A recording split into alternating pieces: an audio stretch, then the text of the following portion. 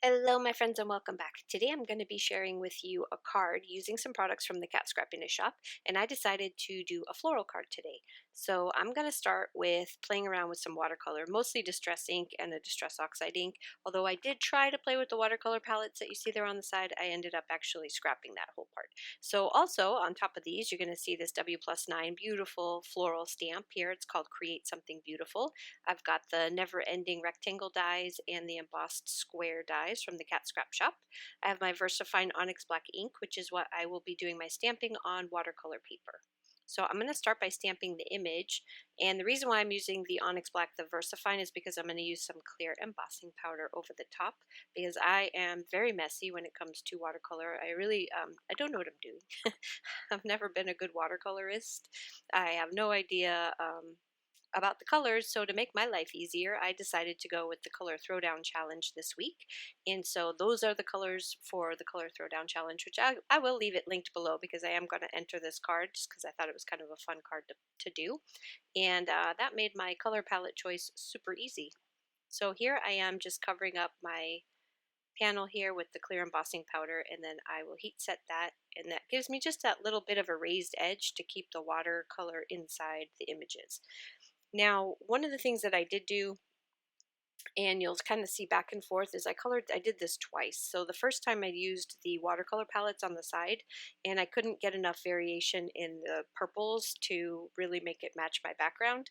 So I ended up redoing it again. So you will see the ones that were done with the watercolor, but I ended up throwing them away and redoing it. So here I'm going to work on my background. And I've just got some pieces of plastic, and this is like packaging, and I cut it into fours, one for each color. I'm just going to smash it down on there and then squish it around on my paper. Super easy way to do a background, just to kind of give it that random but a bunch of colors that you really like. Can't really see the milled lavender that well because it's really light, but it gives it that nice little different tone of purple. Now I'm going to place my green on there, and then in between each one I dry it really good so I don't make mud. And then I did use some of the purple metallic watercolor, but you can't see it, so I ended up just kind of leaving that part out and pushing it off to the side. But I'm going to use my white acrylic paint like I always do and do my splattering, because you know I love to splatter everything. And then I just grabbed some more of that purple that I used in the background, the darker one, and I'm going to splatter that around as well. I just didn't feel like there was enough purple. So I will also fix that. So you'll see here towards the end. So this is the one I actually used. This was the second time I colored it, and I went just straight back to the same distress inks that I used for the background. So we've got the hickory smoke, the dusty concord, milled lavender, and bundled sage are the colors that I'm using. And I decided, because I couldn't with the watercolors, I couldn't match this well enough. And then I thought, well, why am I trying? I have watercolor right here. So I ended up, like I said, this is my second time around. And I like the way that I have the darker and the lighter colored flowers there. I know these are tulips, and I know that they come in purple, so I think I'm okay with this particular one. But you can see there at the top, those are the original ones that I colored with the watercolor, and I see how dark they are and the greens, and they just don't match, and I couldn't make them match, so I even tried to go over them with colored pencil to try to bring it back, but I didn't like it. So here's how I'm going to fix the fact that I don't feel like I have enough purple in my card. Is I'm going to back everything with that real beautiful dark purple matte behind my watercolor page.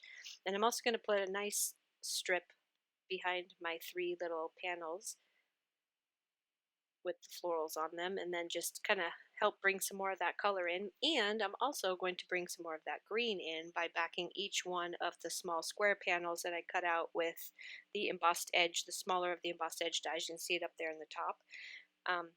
I cut green with this, there it is right there. There you go.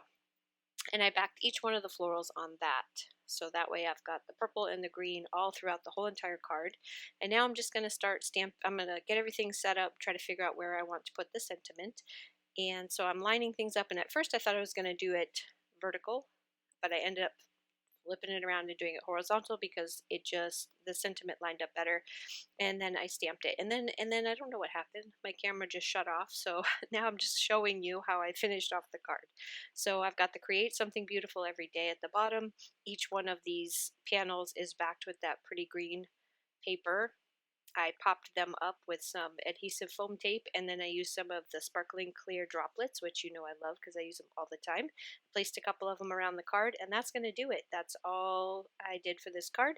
I'm going to enter this in the color throwdown challenge, and you will also see this over on the Cat Scrappiness blog.